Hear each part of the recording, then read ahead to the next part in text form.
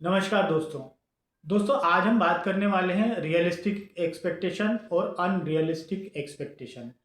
अब ट्रेडिंग में इसका क्या महत्व होता है और ट्रेडिंग में जब हम ट्रेडिंग करने बैठते हैं तो कैसे वो रियलिस्टिक एक्सपेक्टेशन होना चाहिए, अनरियलिस्टिक एक्सपेक्टेशन नहीं होना चाहिए। देखिए क्या होता है ना कि जब हम कोई चार्ट देखते हैं, ठीक है, मान लो सपोज करो एग्जांपल के लिए हम समझते हैं कि निफ्टी 50 का हम चार्ट देख रहे हैं, ठीक है। अब निफ्टी 50 का हम जब चार्ट देखते हैं और हम ऑप्शन ट्रेडर हैं, मान लो एग्जांपल के लिए बता रहा हूँ, ठीक है ना। तो क्या होता है कि जैसे मान लो कॉल या पुट साइड का किसी का भी आप कंसिडर कर सकते हैं।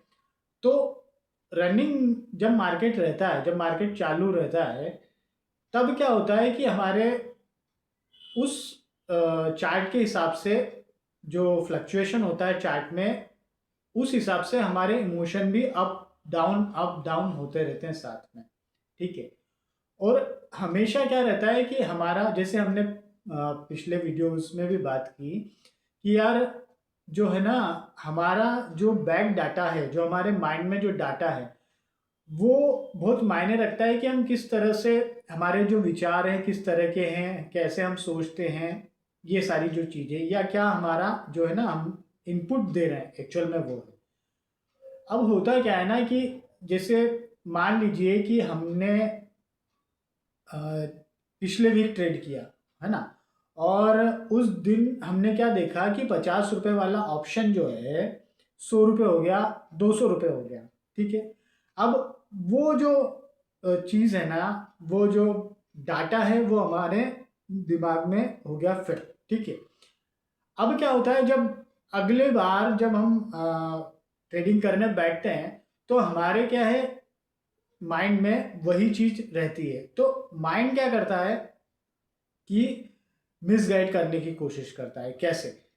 कि देखिए जैसे मान लो कि हमने कोई ऑप्शन को बाय किया, ठीक है, और वो ऑप्शन में हमारा जो टारगेट है, जो रियलिस्टिक टारगेट, वो चीज़ है कि चार्ट के हिसाब से, जो रियल कंडीशन के हिसाब से जो चीज़ें दिख रही है, और हमारा जो रिस्क और रिवार्ड के हिसाब से जो चीज़ें मैच हो रही है ना, उस हिसाब से हमारा टारगेट रहना चाहिए। कायदे की बात तो ये होती है, लेकिन एक्चुअल में ऐसा होता नहीं है, और कई बार नहीं होता है। एक दो बार कभी हो भी जाए, मेरे साथ तो ये बहुत होता था। तो क्या होता है कि जैसे मान लो कि वो, हमने बात की कि 50 रुपए का ऑप्शन 200 रुपये हो गया, 100 रुपये हो गया, ठीक है। अब क्या होता है कि हर दिन ऐसी स्थिति मार्केट में होती नहीं है, और हर दिन ऐसी स्थिति मार्केट में नहीं होती, तो हमारा एक्सपेक्टेशन भी उस दिन के हिसाब से ही होना चाहिए, बजाय पहले जो हुआ उस बेसिस पे नहीं होना चाहिए। लेकिन एक्चुअल में ऐसा होता नहीं है। एक्चुअल में ऐसा होता है कि वो जो डाटा है ना, वो 50 से 200 रुपये वाला वो माइंड में रहता है बराबर। और जब हम चार्ट को लाइव मार्केट में देखते हैं, तब क्या होता है कि है ना, वो डाटा है ना हम पर हावी होने की कोशिश करता है। और इसी कारण ना, एक हमेशा ना देखो, एक जैसी चीज़ें होती नहीं है। हर दिन मार्केट बदलता है, हर पल बदलता है। तो हमारे जो है एक्सपेक्टेशन भी वैसे ही रहने चाहिए। जो रियलिस्टिक एक्सपेक्टेशन है ना, वही रहने चाहिए। अनरियलिस्टिक एक्सपेक्टेशन जैसे है, हर बार अगर हम वही सोच लेके ट्रेडिंग करेंगे, है ना, और चार्ट पे वही चीज ढूंढने की कोशिश करेंगे, और उसी हिसाब से हमारे टारगेट रखेंगे, अनरियलिस्टिक, तो क्या होगा? लॉस। और ये लॉस है ना, बार बार ये साइकिल भी बार बार होती है, मानिए आप बात को। तो इससे ना बचने के लिए, या इससे निपटने के लिए, या इसके प्रिकॉशन के तौर पर क्या करना चाहिए? देखिए, अगर हम जब हम ट्रेडिंग करते हैं ना, तो सिंपली जो है ना, हमको एट प्रेजेंट मोमेंट में होना चाहिए। सबसे एक नंबर की बात तो ये है। दूसरे नंबर की बात ये है कि एट प्रेजेंट में होते हुए हमको ना उस दिन के हिसाब से, उस समय के हिसाब से, जो मार्केट का डाटा है, उस जो मार्केट की कंडीशन है, उस हिसाब से ही हमको रखने अपने टारगेट। मतलब हमारे जो एक्सपेक्टेशन है ना, वो उसी हिसाब से रखे रहे हैं, उस दिन के हिसाब से, ना कि पहले जो बैक डाटा है उस हिसाब से।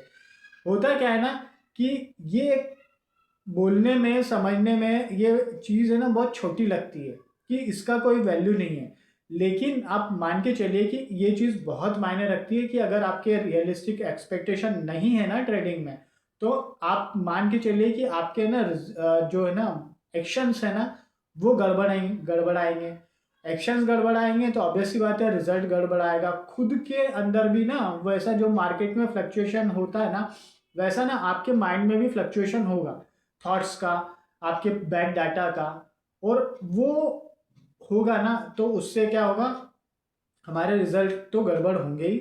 साथ ही साथ क्या होगा कि जब हम नेक्स्ट टाइम पे वो करेंगे ना तो वो एक साइकिल क्रिएट होती जाएगी, और वो साइकिल एक साइकिल कह लीजिए उसको, आप एक तरह से कह लीजिए कि एक लूप तैयार हो जाएगा, और उस लूप में ना हम बार बार उस लूप में घूमते रहते हैं। तो इस सब से बचने के लिए केवल मात्र एक रामबाण इलाज है इसका। देखिए, पिछले वीडियो में बात की कि आपके पास सबसे पहले होना चाहिए एज होना चाहिए, आपका जो है मैकेनिकल ट्रेडिंग प्लान होना चाहिए, आपका जो है चेकलिस्ट होना चाहिए जिस बेसिस पे आपको ट्रेड करना है, और उसी बेसिस पे आपके एक्सपेक्टेशन होने चाहिए कि यार इस चार्ट में, इस स्टॉक में, इस इंडेक्स में या इस ऑप्शन में यहाँ तक के भाव दिखते हैं ऊपर जाते हुए या शॉर्ट साइड में है तो नीचे आते हुए, और उसी हिसाब से ना हमको हमारे टारगेट रखना है। अगर हम ऐसा नहीं रखेंगे तो इसका मतलब मान के चलिए कि हम उसी लूप में वापस फंस जाएंगे, और उस लूप से बाहर निकलने का इसके अलावा कोई रास्ता नहीं है।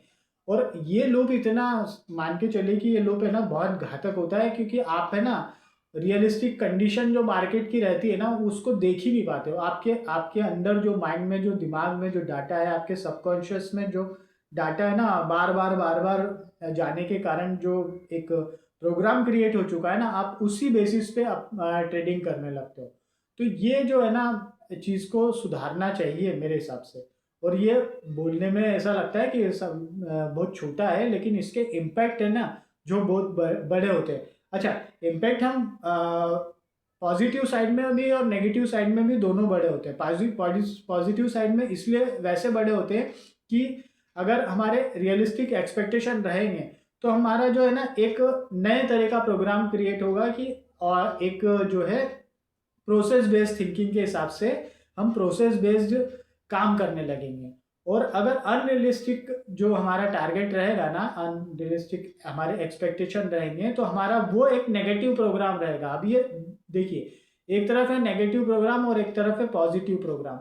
तो हमारा जो है ना कंसर्न ये रहना चाहिए कि अपने आप को ट्रेडिंग में पॉजिटिव रखें।